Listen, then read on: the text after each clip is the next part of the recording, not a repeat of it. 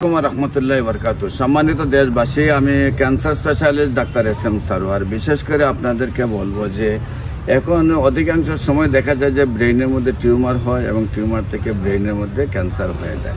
বিশেষ করে আপনাদেরকে বলবো যে ব্রেইনে যে টিউমারগুলো হয় তো অধিকাংশ সময় বেশি অংশ হেটিজেশনে ভোগার কারণে, ব্রেইনের চাপ থাকার কারণে বা লেখাপড়া বা অন্যান্য বেশি চাপ থাকার কারণে খুব কমই হয়, তবে বেশি অংশ হয়ে থাকে ব্রেইনে কোনো না কোনোভাবে আঘাত পাওয়ার কারণে। যেভাবেই হোক, যখন ব্রেইনের কোনো টিউমার হয় বা টিউমার থেকে ক্যান্সার হয়ে যায়, তখন দেখা যায় যে টিউমারটা বা ক্যান্সারটাকে অপসারণ করার জন্য 70% বা 80% কেটে নিয়ে আসতে পারে, ফুলটা নিয়ে আসতে পারে না, এবং সেটার ব্যয়বহুল খরচ। সেইখানে আমরা যেটা হলো ব্রেইনে ক্যান্সার হলে স্থায়ী সমাধান কোথাও পাচ্ছে না। সারা ওয়ার্ল্ডের ডাক্তাররাই বলতেছে যে ক্যান্সার যখন হয়ে যায় ব্রেইনে, তখন তার মৃত্যু ছাড়া কোনো রাস্তা নেই। অল্প দিন চিকিৎসা করা যায়, কেমোথেরাপি বা রেডিওথেরাপি দিয়ে, একসময় মৃত্যু হয়, এটাই মেনে নিতে হবে।